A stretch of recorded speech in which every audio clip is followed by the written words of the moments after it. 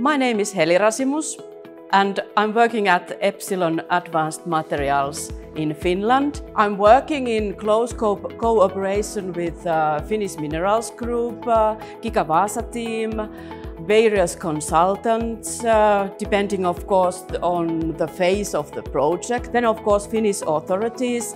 It has been a great pleasure to work with Indian team. Of course I work with close operation, especially the project team in India. It's so great to see how enthusiastic people Epsilon has on board. I love it. Epsilon Advanced Materialsin akkutehdasprojekti on erittäin hyvä koko Suomelle ja erityisesti Vaasan alueelle. Epsilon tuottaa synteettisestä grafiitista anodimateriaaleja akkuihin ja erityisesti ajoneuvoihin. Tämä projekti on erittäin hyvä ja kestävän kehityksen mukainen.